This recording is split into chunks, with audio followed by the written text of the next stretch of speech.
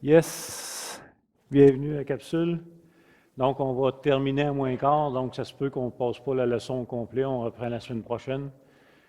Et puis la semaine prochaine, on commence à 9 heures. Fait que, écoutez, on va commencer un nouveau chapitre, la persévérance des saints. Il y a 3 paragraphes à ce chapitre-là.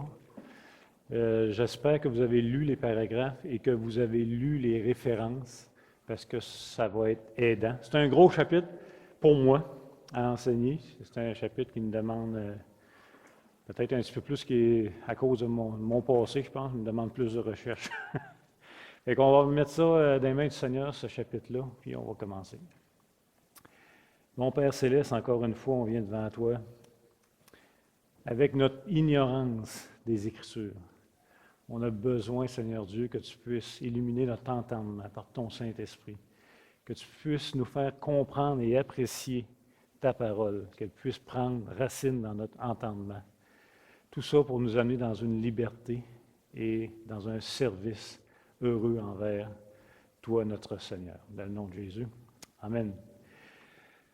Donc, la persévérance des saints. Quelques questions. On pourrait se poser, on peut se demander une question facile. Est-ce que la persévérance des saints est un moyen d'obtenir le salut? Non, hein? Si quelqu'un dit oui, on recommence. On recommence depuis plusieurs années. Donc, c'est sûr que la réponse est non. Ce n'est pas un moyen pour être sauvé. On n'est pas sauvé parce qu'on marche avec Dieu ou qu'on œuvre ou qu'on persévère dans la foi. Donc, ça, c'est assez clair. On l'a vu à maintes reprises. Maintenant, une deuxième question, qui est peut-être un petit peu plus moins blanche ou noire, un petit peu plus grise. On pourrait se poser la question, est-ce que la persévérance des saints, c'est un moyen de conserver notre salut? C'est un moyen de le maintenir? Est-ce que c'est un moyen de rester sauvé?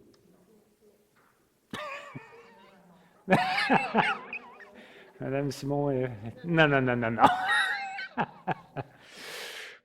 Non, ce n'est pas non plus un moyen pour rester sauvé ou pour maintenir notre salut. Sinon, bien, si vous pensez que oui, c'est que vous croyez que vous avez une part à faire pour être sauvé, alors que ce n'est pas bibliquement vrai. Le salut est une œuvre entière de Dieu. Ou si vous croyez que oui, c'est que vous croyez aussi peut-être à la perte du salut. Fait que non, la persévérance d'un croyant, ce n'est pas un moyen de conserver son salut ou de le maintenir.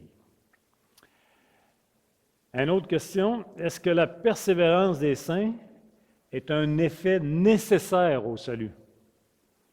Est-ce que la persévérance des saints est un effet nécessaire au salut?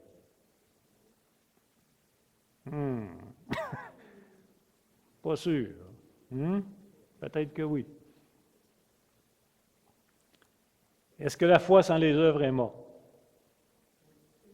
Est-ce que les œuvres est un effet nécessaire au salut? Un effet nécessaire.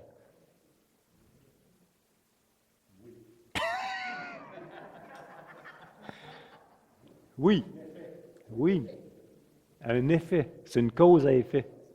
Donc la question se pose, est-ce que la persévérance des saints, c'est un effet nécessaire au salut? Parce que vous êtes sauvés, vous allez persévérer. Donc la réponse ici, elle serait oui.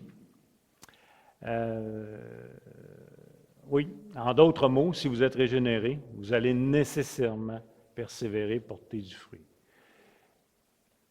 Par contre, je veux aussi vous amener que le larron sur la croix, par exemple, à l'œil, à notre œil, n'a pas semblé persévérer, n'a pas semblé avoir eu l'occasion de persévérer. Donc, il faut garder ça en mémoire aussi, on en reparlera plus tard.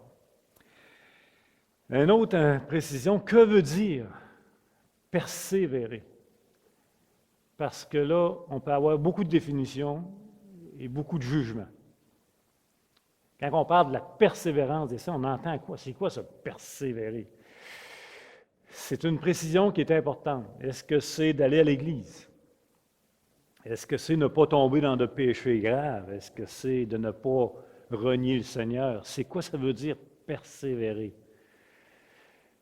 Qui est responsable de notre persévérance des saints? Est-ce que c'est le croyant lui-même qui doit persévérer, qui est responsable de sa persévérance? Est-ce que c'est Dieu qui est responsable de notre persévérance? Est-ce que c'est moitié-moitié? Est-ce que Dieu fait un bout puis le croyant fait l'autre bout? Toutes des questions qu'il faut se poser pour réfléchir. Il y a un verset, si vous avez fait la lecture des 3 paragraphes, vous avez tous lu les références. Il y a un verset que la 1689 donne en référence qui va être notre verset clé pour les 2, 3 ou 4 dimanches, je ne sais pas, qu'on va passer sur la persévérance des saints. C'est un verset que j'aimerais qu'on médite ensemble pendant toute cette étude-là.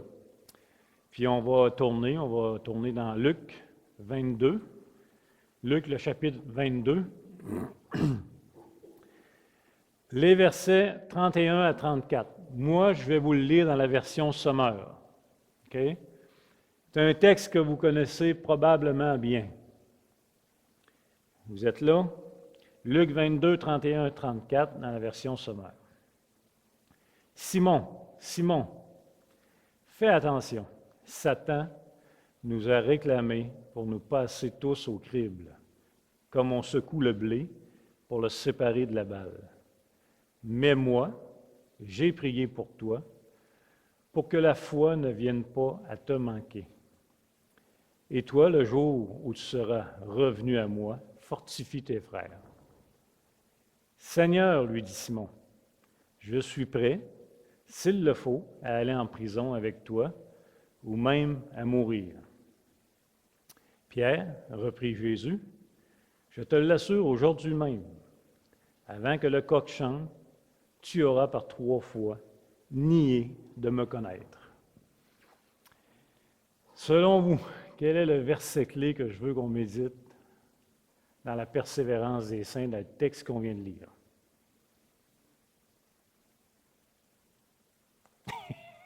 Vous avez une chance sur 4, prenez une chance.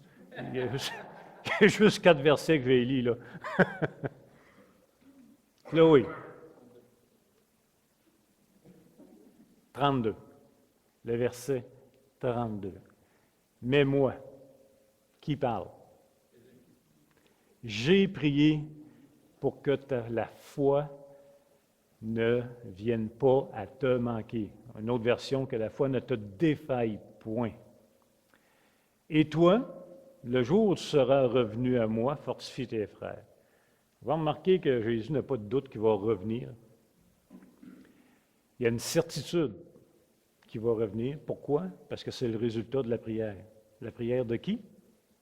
De Jésus. Ça, c'est le verset que je veux qu'on médite pendant tout le long de la persévérance des saints. Ça va être une compréhension qui va nous aider à connaître. OK? En passant, Pierre qui dit qu'il est prêt à aller en prison, il n'a pas été là. Mais un coup qui est revenu, par exemple, dans les Actes des Apôtres, il était là en prison, plus d'une fois. Résultat de la prière de qui? De Jésus. C'est un passage à lequel nous nous identifions tous facilement en passant. Hein? Quand on lit ce passage-là, on est content que ce soit écrit Pierre, parce que ça pourrait tout être nous autres. On s'identifie très bien, très, très bien. Pierre, sous la pression de Satan qui fournit des occasions de chute, ici Pierre craque. Il craque face à la pression. Face à la pression des hommes, à la crainte de ses pairs. Et je vous dirais même qu'il craque à l'échec visuel de Jésus. Là, ça ne fait plus de sens. Là. Comment le gars qui ressuscite des morts, qui guérit, qui n'a rien qu'il n'a pas fait, comment il se fait arrêter, puis se faire humilier, puis il va s'en aller à la crucifixion. Il craque même sur, à la vue, c'est un échec pour Dieu, selon lui. Ça n'a pas de bon sens ce qui arrive. Et ça, on s'identifie très bien à ça, comme Pierre. Un, de le renier Jésus sous la pression. Un, de renier ce que Dieu fait comme étant bon. On ne comprend pas. À la limite, c'est scandaleux. Donc là-dessus, on s'identifie bien. C'est très facile de se voir dans cette situation-là, nous-mêmes.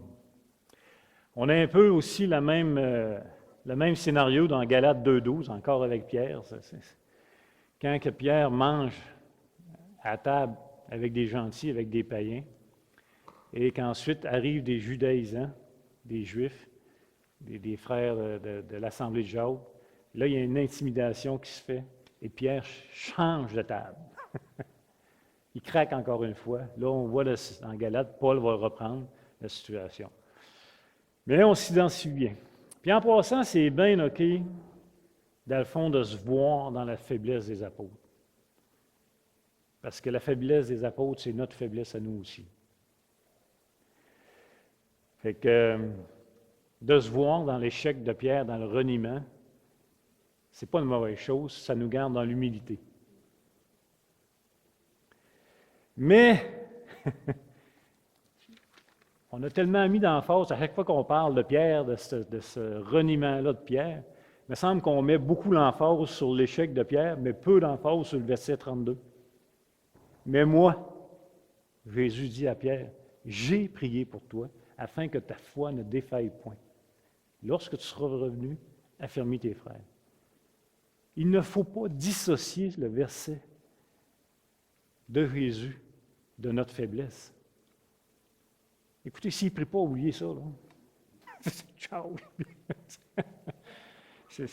On va le voir tout le long du chapitre sur la persévérance des saints, l'impact de l'intercession de Jésus-Christ pour que notre foi ne défaille point. Donc, Jésus intercède pour que notre foi ne fasse pas de défaut. La persévérance des saints va encore une fois opposer des systèmes de pensée. Du temps de la Réforme, mais encore aujourd'hui, deux systèmes de pensée qui s'opposent. Le premier, qui touche la sécurité du salut, qu'on pourrait dire, est-ce possible de perdre notre salut ou non? Ça, c'est la pensée wesleyenne, de Wesley, et ou les arméniens, principalement. Pourquoi? Puis là, ce n'est pas une accusation, là, je pense, c'est juste un constat, parce que dans la tradition arménienne, on croit que qu'une personne régénérée, par l'abandon de la foi, peut véritablement perdre son salut. Ce n'est pas qu'elle ne l'avait pas, c'est qu'elle l'avait vraiment, et par l'abandon, par la non-persévérance, par le reniement de son Sauveur, les gens vont croire qu'on peut véritablement perdre notre salut. En fait, ce sont ceux qui croient aussi que l'homme a en lui-même le libre arbitre de se tourner vers Christ. C'est dans la même pensée. En fait, ils croient que le pécheur peut de lui-même produire la foi comme moyen pour accéder à la grâce de Dieu. Donc, grosso modo, c'est le chemin inverse. Si vous croyez que par vos propres forces, par votre propre capacité, si vous croyez qu'un mort spirituel peut faire quelque chose pour accéder au salut, bien, quand vous faites le chemin inverse, ce même mort peut lâcher ce quelque chose-là pour perdre son salut. Vous me suivez-vous? Donc, si vous avez fait quelque chose pour être sauvé de vous-même sans Dieu, bien, vous pouvez cette même chose-là l'abandonner pour perdre ce que vous avez acquis. Ça, c'est la pensée générale arménienne ou wesleyenne. Okay? Donc, il y a ceux qui croient que le salut ne se perd pas, dont nous, en passant. Et c'était aussi le message des chrétiens réformés. Et en passant, l'acronyme TULIP, là, vous avez déjà entendu ça, l'acronyme TULIP qui parle des 5 points du calvinisme. Le P fait référence à la persévérance des saints, dans l'acronyme TULIP du P. Donc, la persévérance des saints, ça a été repris un peu dans l'histoire par les églises ensuite de la Réforme, et on l'appelait sécurité éternelle. C'est un peu un synonyme, c'est un peu dans la même ligne que la persévérance des saints, qu'on va parler d'une sécurité éternelle. En fait, ce sont ceux qui croient que l'œuvre du salut est entièrement l'œuvre de Dieu. Okay? Si vous êtes sauvés, c'est entièrement et 100% l'œuvre de Dieu, comme qu'on a vu depuis des mois, des années, de A à Z. Vous êtes mort, il vous a donné la vie. Il vous a donné la foi, etc. Donc, l'homme ne peut pas faire quoi que ce soit pour être sauvé, et par le chemin inverse, l'homme ne peut pas faire quoi que ce soit non plus pour n'être plus sauvé, puisqu'il n'a pas participé à l'œuvre du salut. Il ne peut pas faire de quoi qui le dégage de ce salut-là non plus. Ça reste l'œuvre de Dieu entièrement. Vous me suivez? C'est bon. Ce qui est important, c'est que pour l'un et l'autre, des deux positions, la persévérance des saints, c'est un enjeu majeur. C'est vraiment un enjeu majeur. Pour certains, si tu ne persévères pas, tu perds ton salut, là. C'est pas rien. C'est un fardeau en passant. C'est un stress. Mais les gens qui le croient, ils sont sincères, puis ils s'investissent là-dedans. Puis je ne suis pas en train de dire que c'est tout des pas possibles. Je ne veux pas apporter nécessairement de jugement là-dessus. Mais il y a vraiment des gens qui vont croire que parce qu'ils persévèrent, ils vont être sauvés. Puis s'ils ne persévèrent pas, ils vont perdre les bénédictions du salut. De l'autre côté, il y a ceux qui vont croire que tu n'étais pas sauvé si tu ne persévères pas. Parce que la persévérance est un effet nécessaire au salut. Si la persévérance est un effet nécessaire au salut, si tu ne persévères pas, l'équation, tu n'étais pas sauvé. Voyez-vous l'enjeu dans les deux positions? Fait que ce n'est pas si simple là, que ça. Surtout si vous vous mettez à interpréter vous-même c'est quoi une persévérance. C'est pour ça qu'on va avoir besoin de notre verset clé régulièrement. Mais moi, j'ai prié pour toi, pour que ta foi ne défaille point. Donc, il va nous falloir bien comprendre cette doctrine pour ne pas glisser dans une mauvaise tangente. Parce que la doctrine de la persévérance des saints se veut une doctrine rassurante et non une doctrine pour nous mettre ses nerfs. La persévérance des saints, c'est une doctrine qui se veut et qui se doit d'être rassurante, reposante. Fait qu'il va falloir la comprendre. Je vais vous donner la définition de Wayne Grudem dans son Théologie systématique sur la persévérance des saints. Je vous invite à le lire, il y a un petit chapitre, c'est pas long à lire. Il y a aussi le petit livre, Les 5 points du calvinisme, qui a un point sur la persévérance. Il y a plusieurs documents que vous pouvez lire. Grudem dit ceci. La persévérance des saints signifie que tous ceux qui sont véritablement nés de nouveau seront gardés par la puissance de Dieu et persévéreront dans la foi jusqu'à la fin de leur vie. Inversement, seuls ceux qui persévèrent jusqu'à la fin sont vraiment nés de nouveau. Ça, c'est la définition de Grudem que j'aime bien, c'est bien correct. Fait que, on va entreprendre notre premier petit paragraphe de la persévérance des saints à la page 17. Excusez, la page 49, chapitre 17, la 1689, premier paragraphe. J'espère que vous l'avez lu et relu. Ça commence de même. Ceux que Dieu a acceptés en son bien-aimé, qu'il a efficacement appelés et sanctifiés par son esprit, et à qui il a donné la précieuse foi de ses élus, ne peuvent déchoir de l'état de grâce, ni entièrement, ni définitivement. Mais ils persévéreront certainement jusqu'à la fin et seront éternellement sauvés, puisque les dons et les appels de Dieu sont sans repentance. Ils continuent donc à faire naître et à développer en eux la foi, la repentance, l'amour, la joie, l'espérance et toutes les grâces de l'Esprit en vue de l'immortalité. Les nombreux orages et tempêtes qui se lèvent contre eux et les frappent ne seront jamais capables de les arracher aux fondements et aux rochers auxquels leur foi les attache. Bien que, par incrédulité et sous les tentations de Satan, la perception de la lumière et de l'amour de Dieu puisse, pour un temps, leur être voilée et obscurcie, lui demeure cependant toujours le même. Ils auront donc l'assurance d'être gardés par la puissance de Dieu pour le salut, où ils goûteront de leur possession acquise, puisqu'ils sont gravés sur les paumes de sa main, et que leur nom a été écrit de toute éternité dans le livre de vie. Un gros paragraphe. On va commencer tranquillement. On l'a vu et revu précédemment, et on a parlé que dans le chapitre sur la foi et même le chapitre sur les œuvres, qu'il y a une différence importante entre faire confession de foi et produire du fruit comme résultat de cette confession.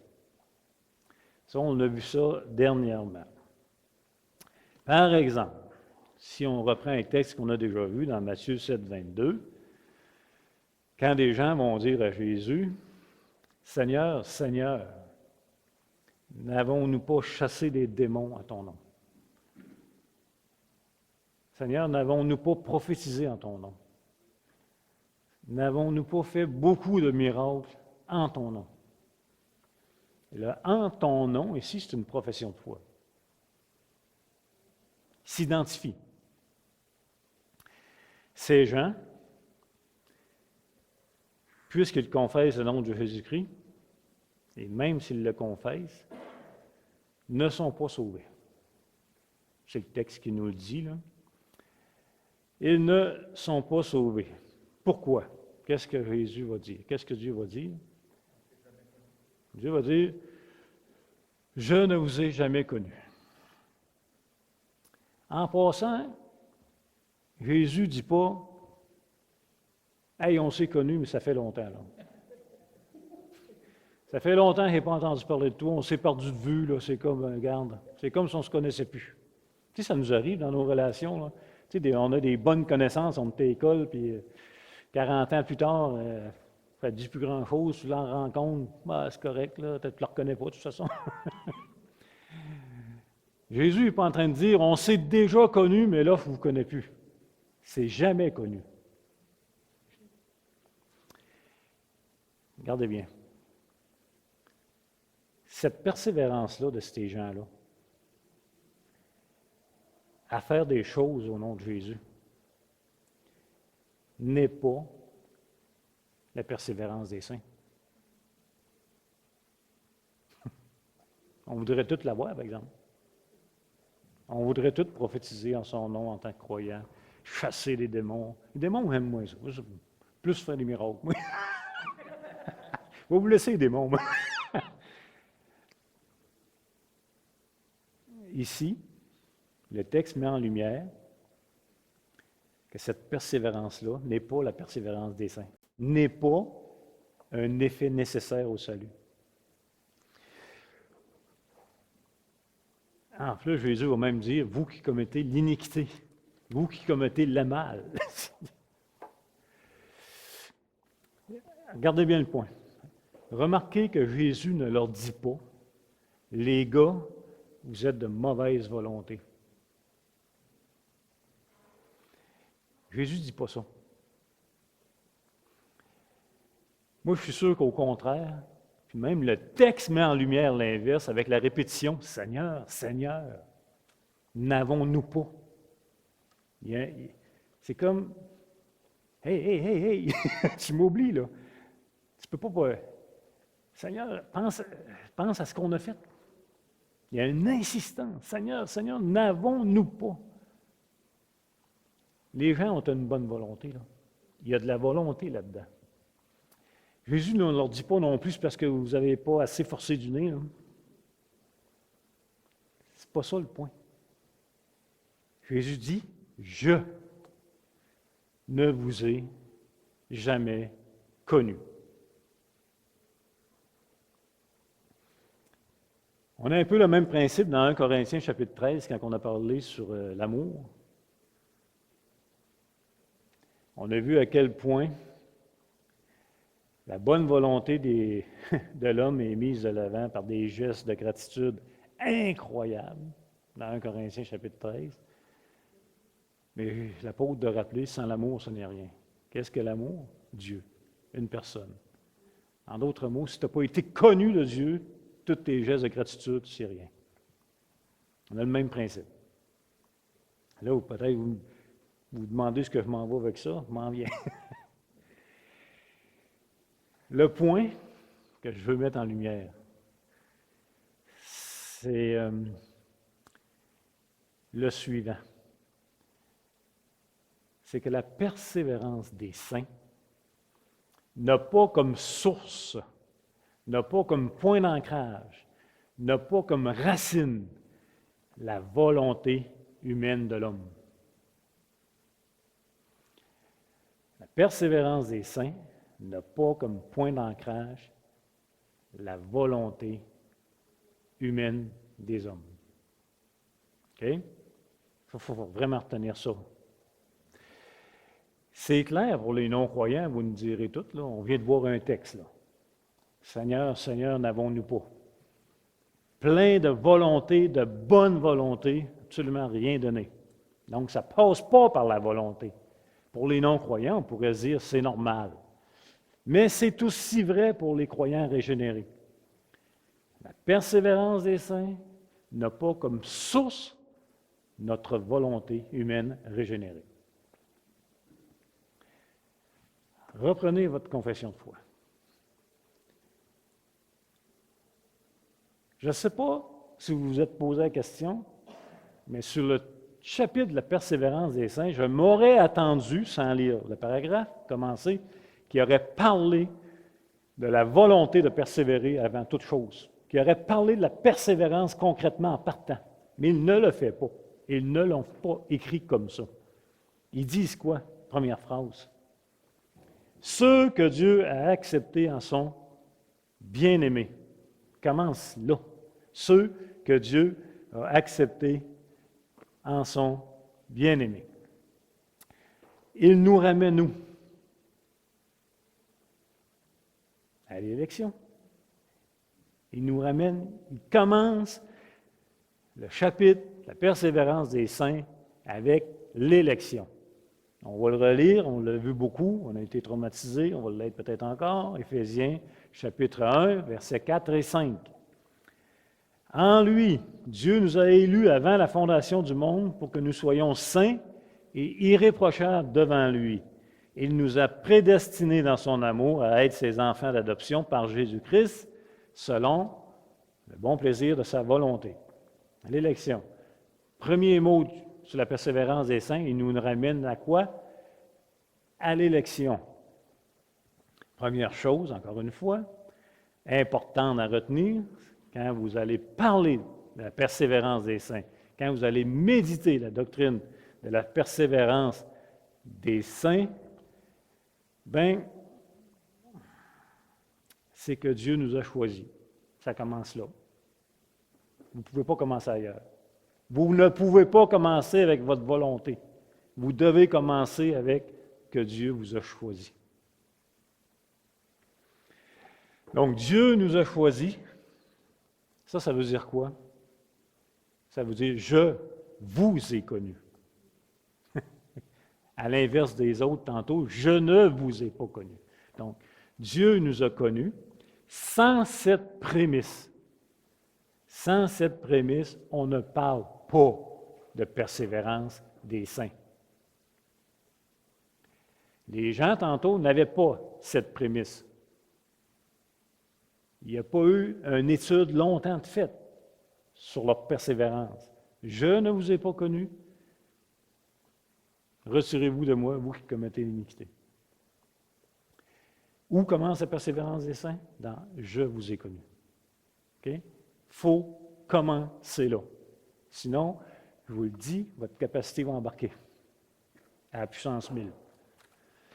Donc, après cette élection, d'avoir été choisi par Dieu, il y a nécessairement une cascade qui se suit pour concrétiser l'élection de Dieu. Okay?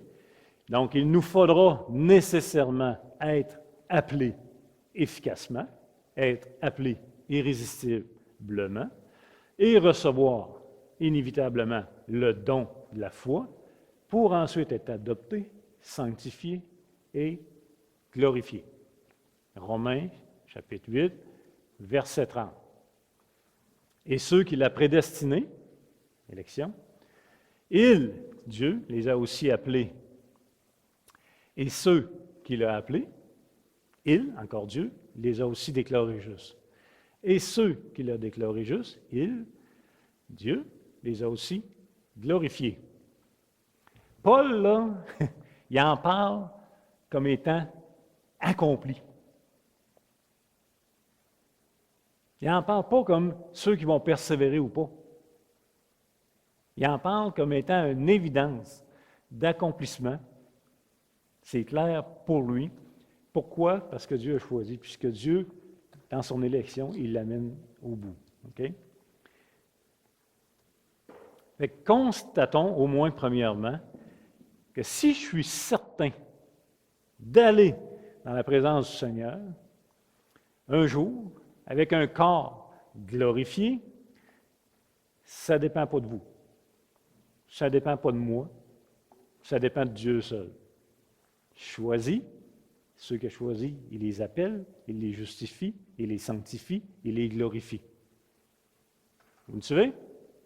On est dans la persévérance des saints. Là. On n'est pas dans la doctrine d'élection, on est dans la persévérance des saints. Hey, boy. Il est tard, attendez un petit peu, il faut essayer de fermer ça.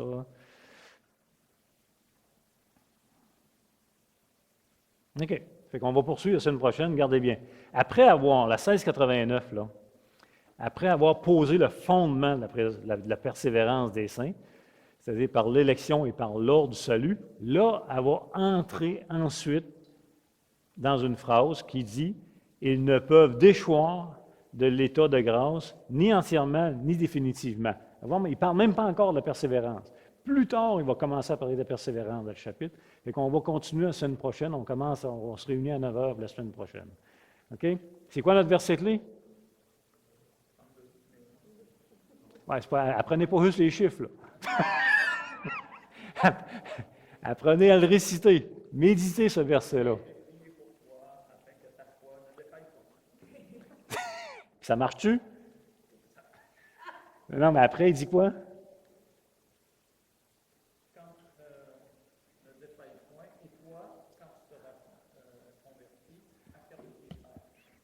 C'est bon. En plus, il y a le résultat dans cette phrase. Allez, bonne semaine. Bonjour tout le monde.